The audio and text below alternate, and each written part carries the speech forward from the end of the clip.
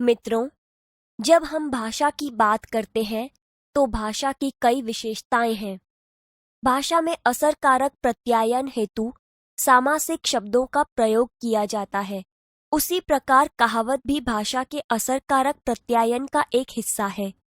कुछ ही शब्दांश या एक ही वाक्य के जरिए आप सारी बात कह सकते हैं। परंपरा से ऐसी स्थिति के लिए उसी का उपयोग किया जाता है। आइए ऐसी ही कुछ कहावतें, उनका अर्थ और वाक्य प्रयोग के जरिए उसे समझने का प्रयत्न करें। भाषा सज्जता। आए थे हरि भजन को ओटन लगे कपास। तुम्हें छात्रावास में इसीलिए भेजा था कि तुम परीक्षा में प्रथम आ सको, पर तुमने तो यहां रहकर भी बेकार की बातों में समय बर्बाद करना शुरू कर दिया।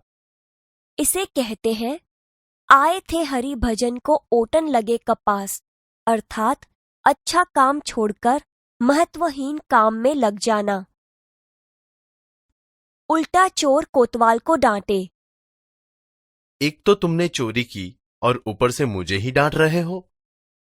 इसे कहते हैं उल्टा चोर कोतवाल को डांटे, अर्थात अपराधी द्वारा निर्दोष को धमकाना। ऊंची दुकान फीका पकवान। हमने तो तुम्हारी दुकान की प्रसिद्धि सुनकर सामान खरीदा था, मगर आपका सामान तो बहुत ही घटिया निकला।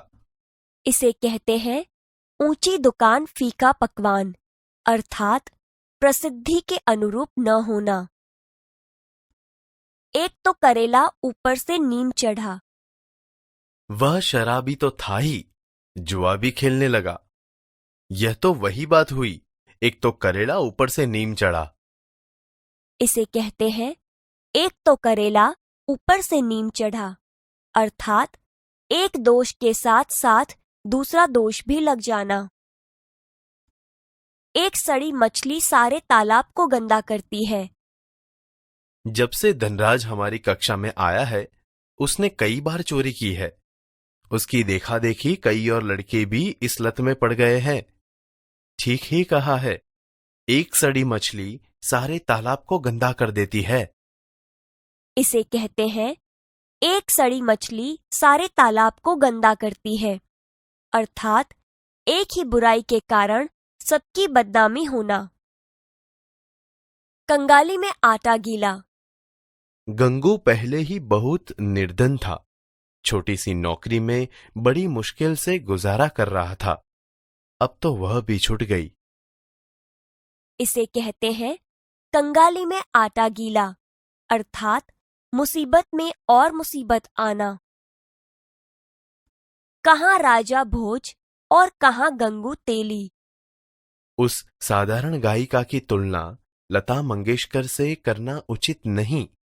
कहाँ राजा भोज और कहाँ गंगू तेली।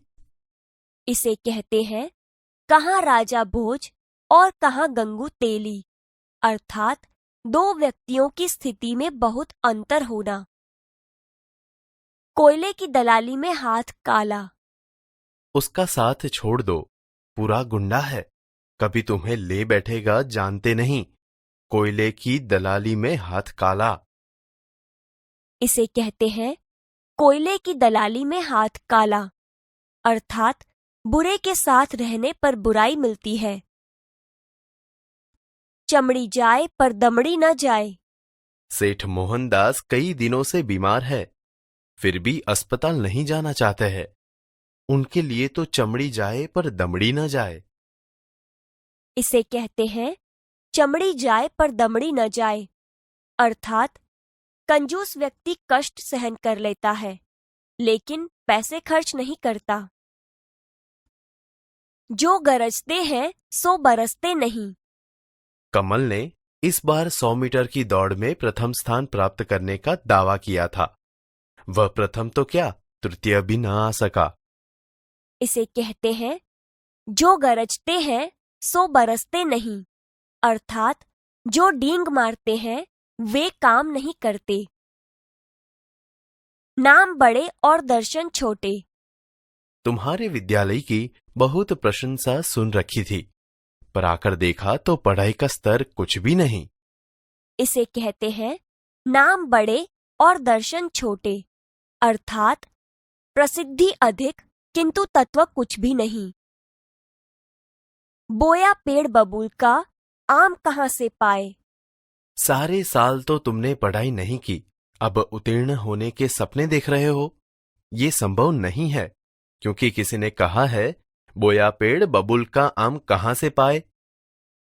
इसे कहते हैं बोया पेड़ बबूल का, आम कहाँ से पाए, अर्थात बुरे कामों का अच्छा फल नहीं मिलता।